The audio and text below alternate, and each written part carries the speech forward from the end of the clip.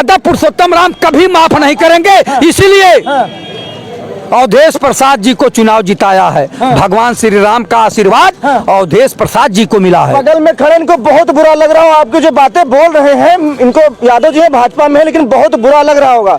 बातें तो चुभती होंगी, लेकिन और भी सुनते रहिए, तुम्हारा नंबर आएगा इनके बाद। बताइए भाई साहब, मिल्कीपुर कौन जीत रहा है इस बार? थोड़ा ये बताइए, मिल्कीपुर में चुनाव का द्वार भगवान राम ने खोल दिया है। सच सच बोलिए, क्योंकि वीडियो चलेगी बात पे। बताइए, मिल्कीपुर में भगवान राम इस बार किसके साथ है? लोकसभा चुनाव में अवधेश प्रसाद को आशीर्वाद दिया था, लेकिन इस बार किसके साथ बात है? बताइए, वीडियो पर नहीं। बताइए भाई साहब। पत्रकार महोदय राम दुलार यादव नाम है हमारा। भारतीय जनता पार्टी के राष्ट्रीय लीडर पर हैं और माननीय हमारे राष्ट्रीय अध्यक्ष अखिलेश यादव जी जो अनाप शनाप जो बयान दे रहे हैं, ये हार की हताशा है।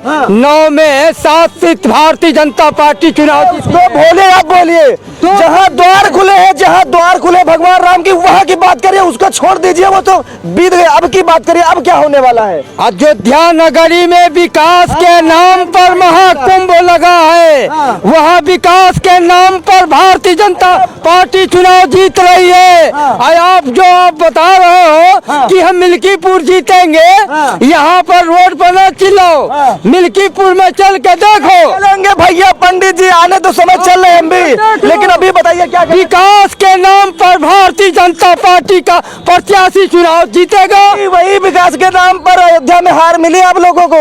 ये अभी 6 महीना नहीं हुए हैं, ऐसी बातें न बोलिए विकास के नाम पर। जहाँ तक कि उन्होंने अपने वंशज लल्लू सिंह जैसे व्यक्ति को, जो भगवान राम के वंशज कहते हैं, उनको हरा दिया। भगवान राम ने कहा कि अन्यायी अत्याचारी कभी चुनाव नहीं जीत सकता, मैं मर्यादा पुरुषोत्तम राम हूँ। अवधेश प्रसाद के परिवार के लोग खड़े होंगे, टिकट देती है समाजवादी पार्टी, तो निश्चित तौर पर समाजवादी पार्टी हार जाएगी। अगर निष्पक्ष और स्वतंत्र चुनाव हुआ, भारतीय जनता पार्टी के तरफ से पुलिस विभाग या कोई दरोगा, 4-6 दरोगा अगर पिस्टल लेके वोटरों को नहीं रोकेंगे, और वहाँ का राजस्व के कर्मचारी जो चुनाव ड्यूटी में लगाए जाएंगे, अगर वो जो है भारतीय जनता पार्टी के जो साथ में जो है वोट नहीं डलवाएंगे, तो वहाँ समाजवादी पार्टी अवश्य जीतेगी चुनाव। दोस्तों, अयोध्या भगवान राम की नगरी में भगवान राम ने द्वार खोल दिए हैं। अब मिल्कीपुर का चुनाव का डेट आ गई आज, यानी मिल्कीपुर में भगवान राम ने इलेक्शन के द्वार खोल दिए हैं। अब मिल्कीपुर में चुनाव आ रहा है। 5 फरवरी को इलेक्शन कमीशन ने वहां की तारीख घोषणा की है।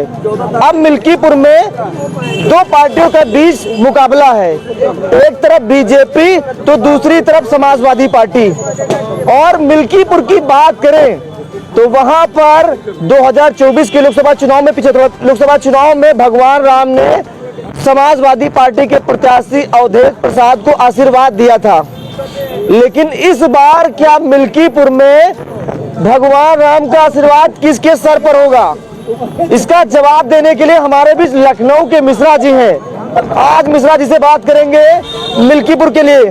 अभी मिल्कीपुर में 4 महीने पहले भगवान राम का आशीर्वाद अवधेश प्रसाद ले गए, फिर चुनाव आ गया।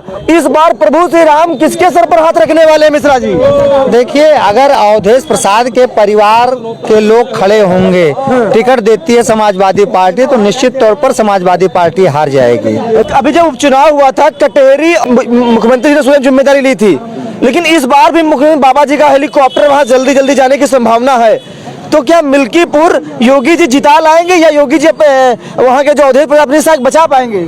देखिए, पिछले उपचुनाव के समझौते में यह तय हो गया था कि मिल्कीपुर सीट जाएगी समाजवादी पार्टी के पक्ष में। लेकिन अगर समाजवादी पार्टी अवधेश पासी के परिवार को टिकट देगी, तो लालजी वर्मा की जिस प्रकार से कटहरी की सीट हार गई, उसी तरीके से हार जाएंगे। निश्चित तौर पर उनको अवधेश प्रसाद के परिवार को छोड़ करके किसी अन्य कार्यकर्ता को दिया जाना चाहिए, वरना आजाद समाजवादी पार्टी दोनों को हराते हुए ले जाएगी। क्या बात है, लड़ाई में तीसरी पार्टी एंट्री कर चुकी है। आजाद समाज पार्टी एंट्री कर चुकी है।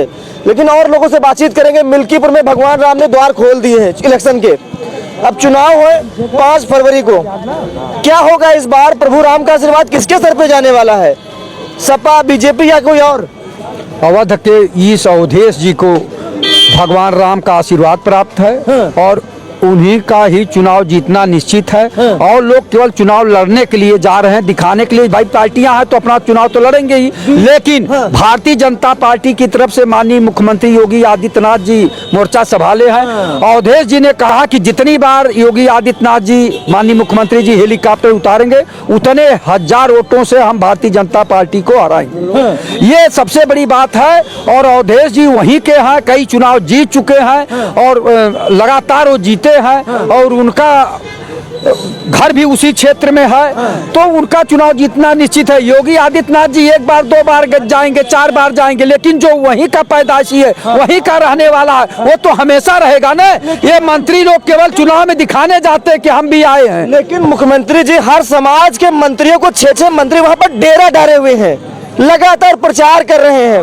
माहौल बदल ना जाए कि 6 मंत्री अपनी अपनी बिरादरी से वहां वोट पाने के लिए जमीन खूंटा गाड़े हुए वहां पर। हाँ, वो भेजे हैं, लगाए हैं, लेकिन उन मंत्रियों का कोई वहाँ वजूद नहीं है।